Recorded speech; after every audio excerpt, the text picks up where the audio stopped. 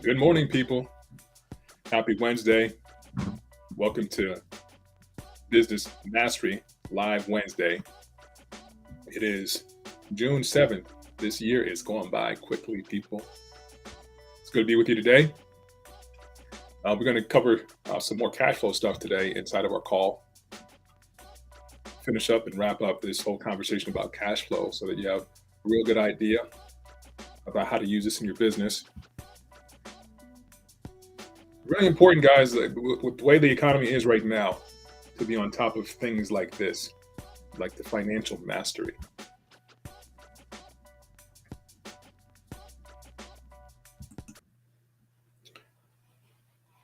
Okay, let's get started.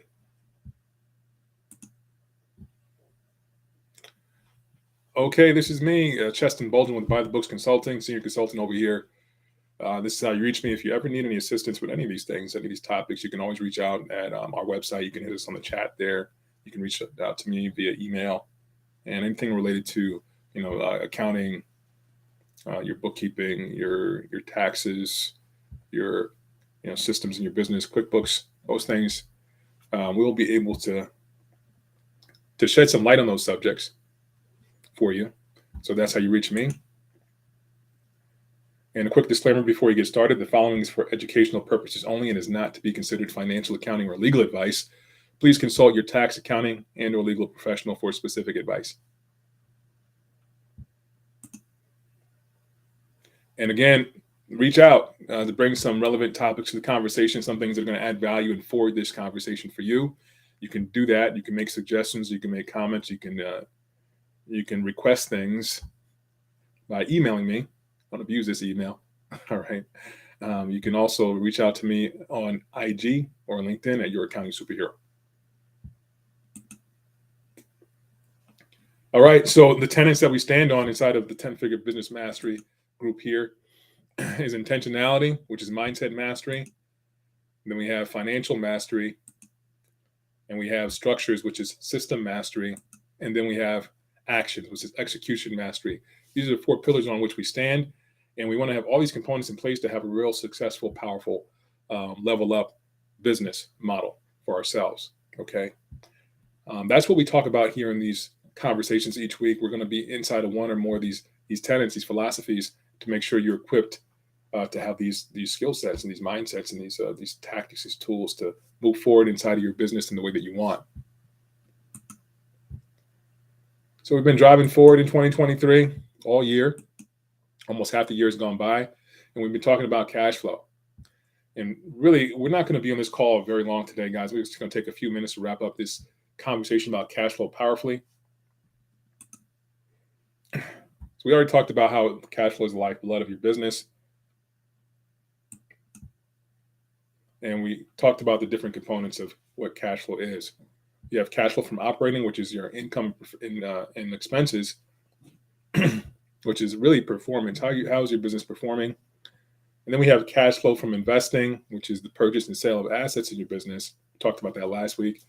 And today we're going to get into cash flow from financing, which is really equity in your company or loans. Okay. We're just going to breeze past this. I'm going to get into cash flow from financing. Okay, good.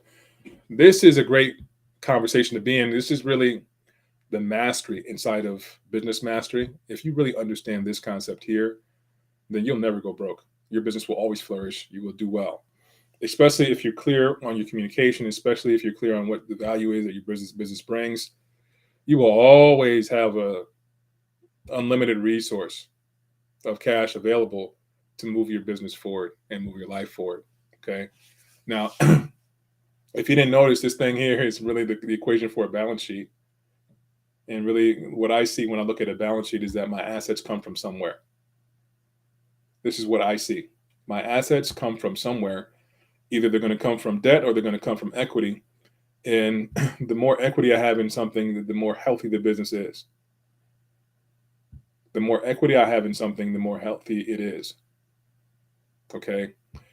If I'm upside down, which means I have more debt than I have equity in the business, then it's not healthy. It's dying.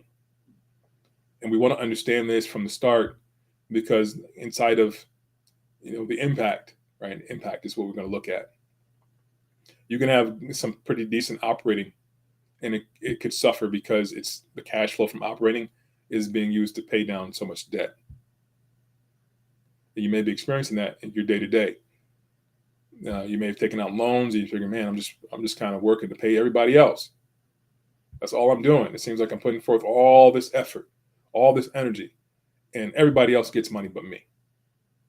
That's the way it could feel, or at least it could feel like you're not getting enough. Now, one of the reasons for this is maybe because you didn't have an intentionality behind the capital structure, which is what this is, financing, capital structure. Okay. So we look at this like as far as cash flow from financing. I take loans, I pay back loans, I inject capital, like I put money into the business, like invest it into the business, or return that money to the investors or the owners. Okay, this is the impact of that. So let's look at financing. In an example before, we talked about purchasing a truck. And there's a couple of ways we can do this. Either we could buy it with cash, we can use loans, or we can use a combination of the two, right? So if I'm using cash out of my pocket, that's equity that's being used to finance that truck, right? And more so, it's really equity that has been used to increase my cash, and then the investing aspect decreases my cash to purchase that truck. All right, if you follow me on that. So if I have the equity inside of my company, it's either I'm actually taking investor funds, which could be my own funds out of my own pocket because I'm an investor in my own business, or the funds of other investors when you get here and when we go out and communicate to others that we have a good thing going, right? And we want people to take part in the growth and the success of the business, and therefore they inject capital into it for us, and as equity partners. Or there are loans that we can take. We can issue notes. People can actually say, okay, look, I believe in your business. You can take a private note. People believe in your business and they inject that capital into your business via a loan, like a short-term or long-term loan. Okay. Now, how does that really impact cash? Well, every time I put money into the business, it increases cash, whether it's going to be a loan or whether it's going to be equity. So cash goes up. If I'm using this money to pay back loans or pay back investors, cash will go down. Okay. Now, the idea behind this aspect of cash flow is that we want to utilize the right side of this section here, the right side, to increase our cash always. And really, that lower right side will be your ticket to 10-figure business mastery. Okay. What do I mean? Well, we see it all the time in the publicly traded companies, on on the stock market, equities. And you go in the stock market where you're buying shares of a company, and what you're doing is taking your money and putting it into another company for capital that they use to run their business. In return, they'll give you a share of the equity in the company as it grows. So your value of your shares grows as the company improves and gets more value. They make more money. Okay. The great thing about that is that you don't have to pay that back necessarily. It's just always there for you. There's on a private level, there's an opportunity there to be straight with your investors. Like, hey, look, when this company sells, this is when you're going to get the value out of it. If and when that happens. Now, this is a long-term investment. Now, they can opt to buy or get bought out, but somebody has to buy them out. Right? There has to be the option there for somebody to do. Now, if you're really good at this, like as far as communicating with people in your network, is communicating the value of your business because you have a good track record, you understand how to maneuver and run this business that you have. Then you can communicate that to others, but that others will want to invest in your business, and you can have that arrangement where they're equity partners. And then you'll have an unlimited supply of cash if you can get enough investors to invest in your company. There are some other issues to consider with this. That's why they have the SEC. As far as compliance with publicly traded companies, but the newer laws that allow for crowdsourcing, crowdfunding, and even if you have like relatives or somebody that is close and knit to you, you can create your own arrangements for your own company so that you can reach out to them and get the type of capital you need, the cash flow you need to keep your business growing and flourishing. Now, what I want to say is that you want to have a good, solid track record for your business and a good business plan to reach out to other people to invest in your company, to be ethical about it.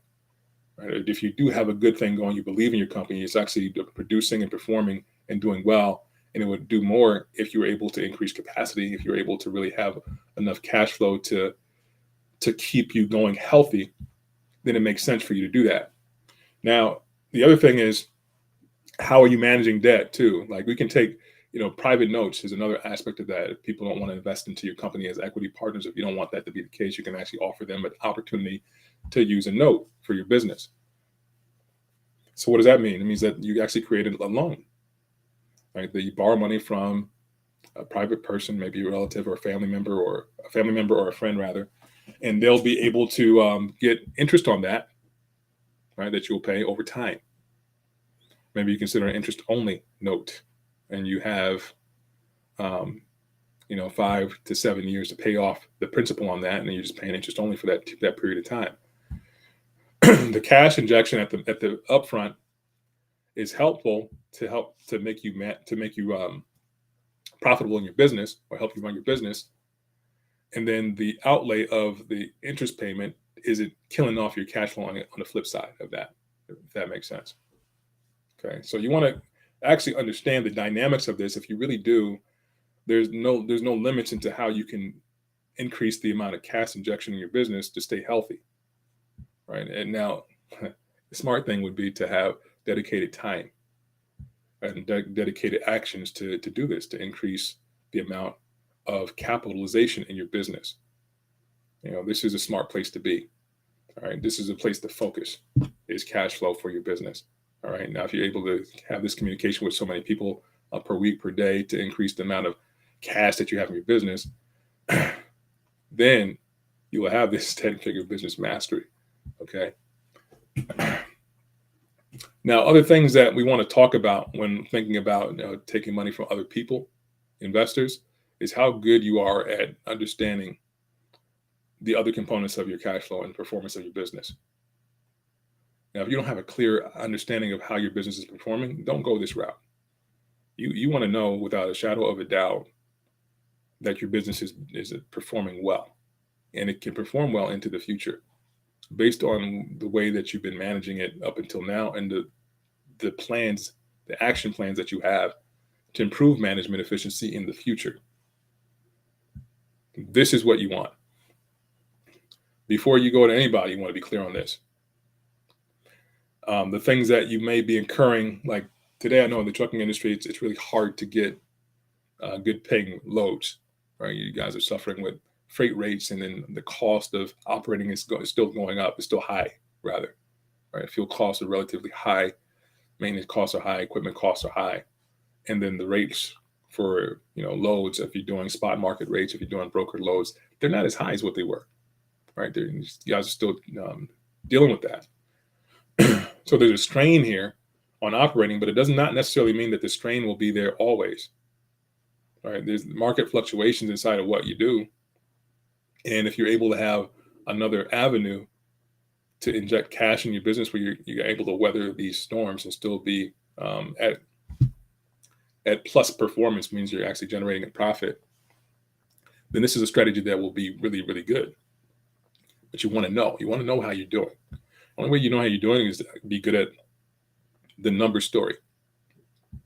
Be looking at this straight in the mirror, man, looking at this really flat and say, how am I doing? Am I doing good? Yes or no?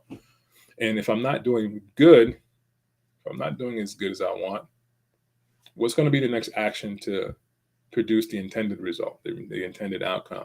Is it reasonable for me to say that I can actually take this business and have it perform at least to that degree? And I'm willing to do what's necessary, take the actions necessary to get it to that level, right? Those are the things that you want to take a hard look at. Those are the questions you want to be asking to make sure that you can go this route as far as getting excess capital from others. And hopefully that makes sense, guys. This call wasn't going to be that long. I wanted to share this concept to spark the mental juices. Okay. And definitely great being with you this morning. We're going to cut this call right now, and I want you to be left with, man, the unlimited opportunity that it is to be able to improve your cash flow through financing, right? And before we do that, you know what? I didn't talk about the negative sides of that. The negative sides of this is that when we take on debt and we take on obligations, it's a killer. We want to be clear on that too. Like cash flow from financing, on the downside, if we have an exorbitant amount of debt, we can see that it's going to kill off cash flow. If we have situations where we're paying out dividends, and another thing, if you're a small business owner and you like to take out draws, distributions, like you like to use your business as an ATM, those are the negative impacts to cash flow from financing. What do I mean? Just to make sure it's clear. You're taking a certain amount of money out of your business. Like you go and take your money, take money to handle your cost of living as an owner. Understand that your business wants to be healthy. It wants to run on its own. Now, if you keep taking money out of it, you're impacting the health of that business and it being able to sustain on its own, because cash flow is the lifeblood, and we're reducing the lifeblood of the company. So you want to understand the impacts of you just taking money out of your business. Is it detrimental to the cash flow of the business? So you want to know that amount that you want to take out that still allows the business to profit and be healthy, if that makes sense. All right, guys. I will see you next week. Thank you for watching. Take care.